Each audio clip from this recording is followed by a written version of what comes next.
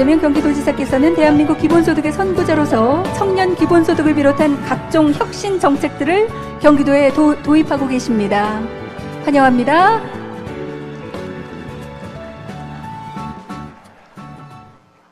함께 하신 여러분 환영하고 감사드립니다.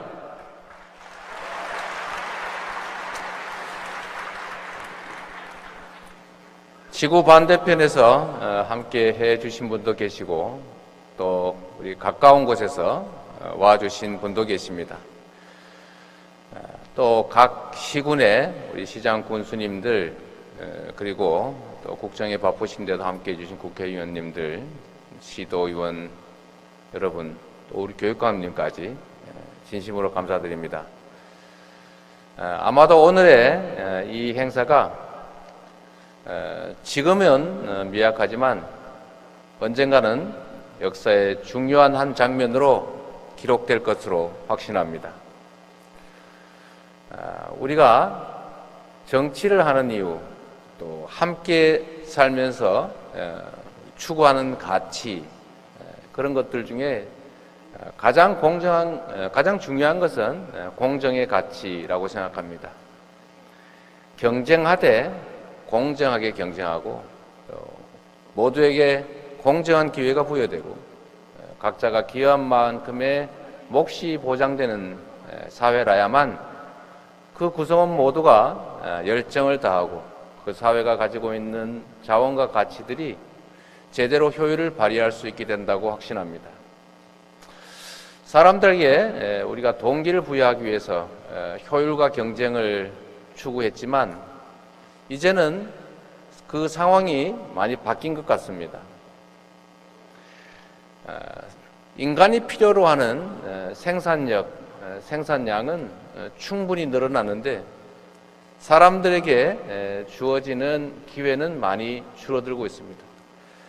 특히 인공지능으로 대표되는 이 4차 산업혁명 시대라고 하는 것이 지금까지 우리가 감히 꿈꿀 수도 없었던 엄청난 생산력을 자랑하지만 그로 인해서 생겨나는 이익이 모두에게 공평하게 배분되는 것이 아니라 특정 소수한테 과도하게 집중되는 것이 우리 사회의 심각한 문제가 됐습니다. 분명히 총량은 늘어나는데 사람들의 삶은 상대적으로 나빠지고 있다. 어떻게 이 문제를 해결할 것인가? 과연 지금까지의 복지 정책으로 충분히 감당할 수 있겠는가라는 점에 대해서 우리가 다시 반성하게 되는 것 같습니다. 새로운 시대에 걸맞는 새로운 정책, 새로운 시스템은 과연 무엇일까? 모두가 원하는 만큼의 기회를 얻을 수 있었던 시대, 그런 시대에 우리가 만들었던 제도와 시스템을 이제는 다시 되돌아볼 때가 되지 않았는가 하는 생각을 합니다. 전 세계에서 기본소득을 둘러싸고 많은 시도들이 있고 많은 노력들이 있어 왔습니다. 실패했다고 하기도 하고 성공했다고 하기도 하지만 분명한 것은 이 기본소득 제도라고 하는 것이 인류의 함께 사는 세상을 위한 명백한 좋은 새로운 시도라는 사실입니다. 오늘 이 자리에 함께 해주신 여러분과 함께 기본소득이 우리 사회 모두를 풍요롭게 하고 모두에게 희망을 주는 새로운 제도로 출발하는 그 자리가 되길 바랍니다. 이 자리에 계신 모든 분들과 함께 축하드리고 또 함께 손잡고 나아갈 것을 제안드립니다. 감사합니다.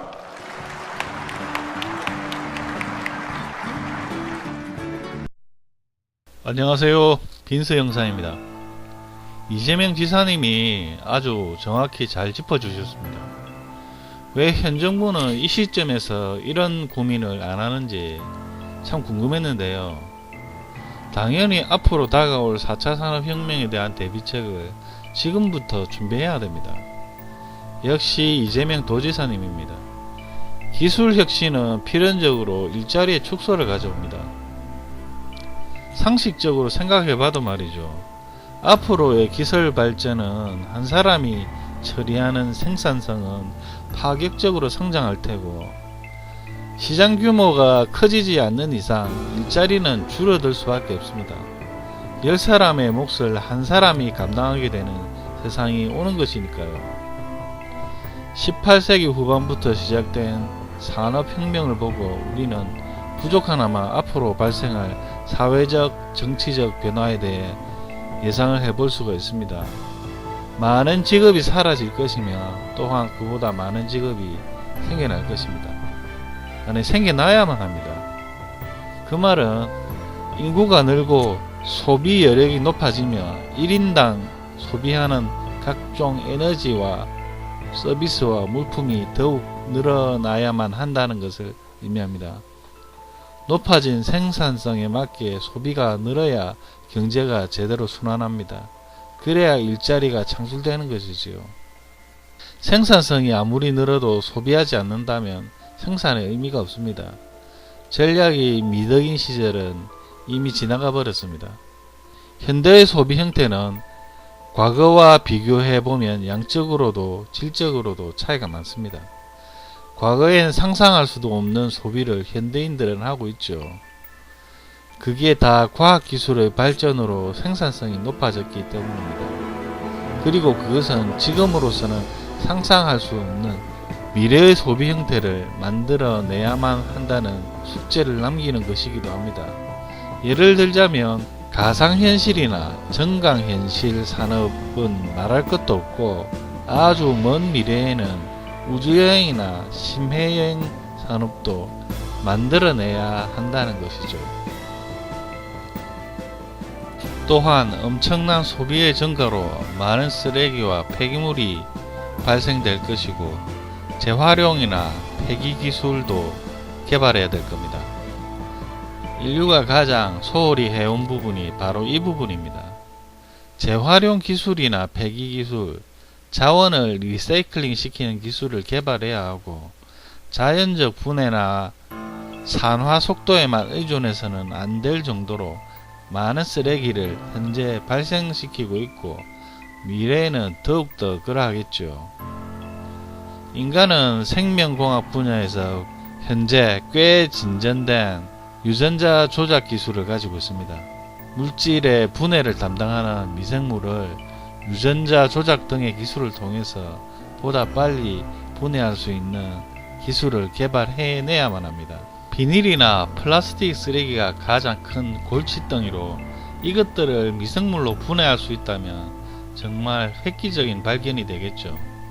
환경오염 문제는 지금 인류의 생존을 위협하는 단계까지 도달했습니다. 다시 화두는 기술 혁신으로 줄어드는 일자리 지점으로 돌아와서 생산성 향상으로 가져올 일자리 축소는 가시적인 새로운 일자리 창출과 소비 창출이 생기기 전까지는 실업 상태의 노동자에게 적절히 소득 분배할 길이 없어지게 됩니다. 그럴 때 필요한 것이 바로 기본소득이죠. 이재명 도지사님이 정말 적절할 때 아젠다를 잘 던져주셨습니다. 앞으로 더 심해질 양극화 문제를 지금부터 서서히 준비하는 것은 정말 탁월한 선택입니다. 만약 정부와 기업이 일반 국민들에게 적절히 소득을 분배할 창구가 되는 일자리를 만들어내지 못한다면 인위적으로라도 소득을 분배해야 합니다. 기본적으로 소비가 만들어져야 기업이 물건과 서비스를 생산할 수 있습니다. 그래야 경제는 순환되어질 수 있습니다. 기업이 양질의 일자리를 많이 만들어낸다면 기본 소득이라든가 복지로 부담되는 부분을 줄일 수가 있는 것입니다. 그리고 만약 먼 미래에 AI 기술의 극단적 발전으로 만약 인간이 일할 수 있는 영역이 하나도 없는 사회가 됐을 경우를 예를 들어 보겠습니다. 그때는 전 국민이 노동자로서 수익을 창출할 수 있는 길은 전무하게 됩니다. 그렇게 되면 일반 국민들이 최소한의 삶을 보장할 수입은 어디서 마련할 수 있을까요? 기본소득과 복지제도 없이는 살아갈 수 없는 세상이 되겠죠.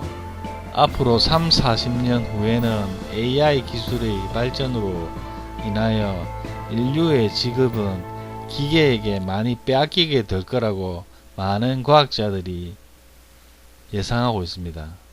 얼마 전에 고인이 된 스티븐 호킹 박사도 같은 걸 예언했고 경고했습니다. 그는 AI에게 일자리를 빼앗기게 될 인류의 미래를 걱정하며 기술 혁신을 조절하라고 조언했습니다. 할 수 있으면 해야겠지만 제 생각은 기술 혁신의 바퀴는 이미 가속도가 붙었고 제어 장치는 하나만 있는 게 아닙니다. 내가 기술 개발하지 않는다면 다른 이가 기술 개발을 하게 되어 있습니다. 과거나 현재나 미래나 변하지 않는 진리는 인류는 다같이 잘 사는 사회를 추구해야만 번성할 수 있습니다. 인간은 태초에 그렇게 진화되어 왔습니다.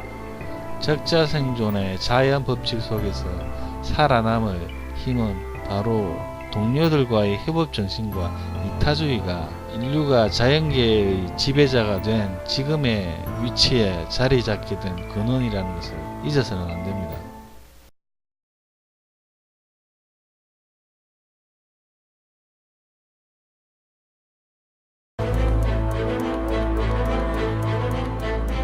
And in 10 years from now, if we have jobs, it will be nothing to do with jobs we have now.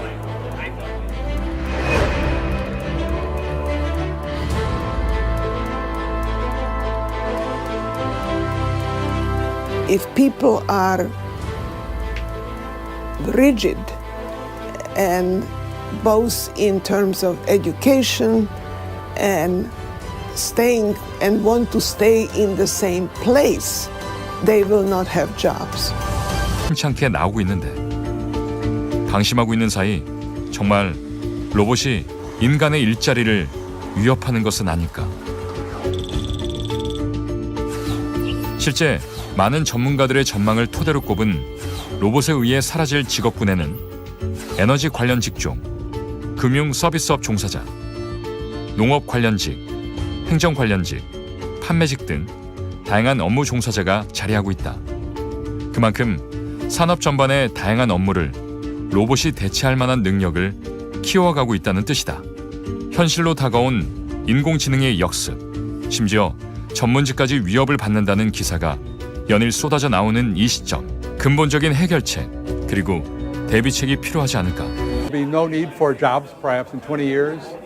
All be doing our regular jobs as we are now. My feeling is that in 20 or 30 years, almost all jobs will be done by intelligent machinery. So every job that we had 10 years ago, we don't have now. And in 10 years from now, if we have jobs, they will be nothing to do with jobs we have now. 2016년 1월 스위스 다보스에서 열렸던 제46차 세계 경제 포럼에서 포럼의 회장인 클라우드 슈밥이 처음 언급하면서 화두가 됐습니다. 세계적인 경기 침체와 저성장 국면이 지속되면서 인공지능, 사물 인터넷, 로봇 기술 등이 주도하는 4차 산업혁명을 제도약의 기회로 삼아야 한다는 목소리가 커지고 있는데요. 하지만 4차 산업혁명 시대를 선도하기 위해 능동적으로 대비해오고 있는 스위스, 미국, 영국 등 선진국과 달리 한국은 아직 기술도 뒤처지고 투자 역시 빈약한 상황입니다. 그렇다면 빠르게 거스를 수 없는 속도로 다가오고 있는 4차 산업혁명을 한국 경제가 도약할 수 있는 기회로 삼으려면 어떻게 해야 할까요? IT 기술의 발달로 소매 유통시장의 판 자체가 바뀌고 있는 현실 어제에 이어서 보도해드립니다. 온라인 상거래는 이제 의식주 모든 분야에서 확대되고 있는데요.